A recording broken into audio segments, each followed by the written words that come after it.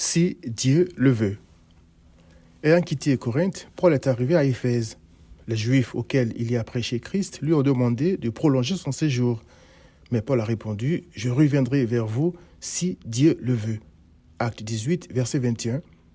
Et il est parti d'Éphèse pour Jérusalem, où il tenait à être certainement pour prêcher Christ à un plus grand nombre pendant la fête qui devait bientôt y avoir lieu.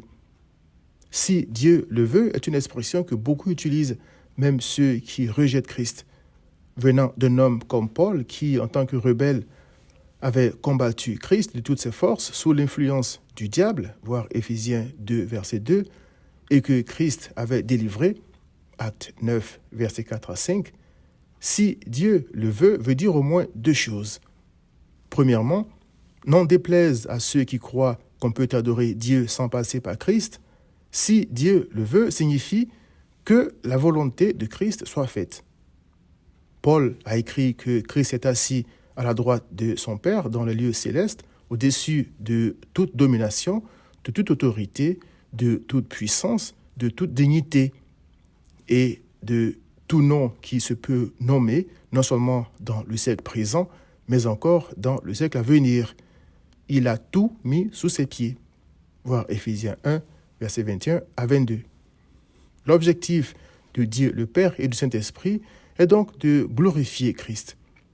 Quand le Père dit au Fils « Demande-moi et je te donnerai les nations pour héritage et pour ta possession les bouts de la terre », quand il ordonne à toute l'humanité de se soumettre à son Fils, de peur qu'il ne s'irrite et fasse périr tous les rebelles, et qu'il appelle bienheureux ceux qui se confient dans son Fils, voir le psaume 2, versets 8 à 12, quand il envoie son Esprit Saint glorifier son Fils, selon Jean 16, 14, n'est-ce pas clair que ce que Dieu veut, c'est que la volonté de Christ soit faite et que son nom soit glorifié? Ayant très bien compris ça sur la route de Damas, Paul a sagement conclu « Christ est ma vie ». Philippiens 1, verset 21. Deuxièmement, le prophète Jérémie a dit « Je le sais, ô Éternel, la voie de l'homme n'est pas en son pouvoir. Ce n'est pas à l'homme, quand il marche, à diriger ses pas. » Jérémie 10, verset 23.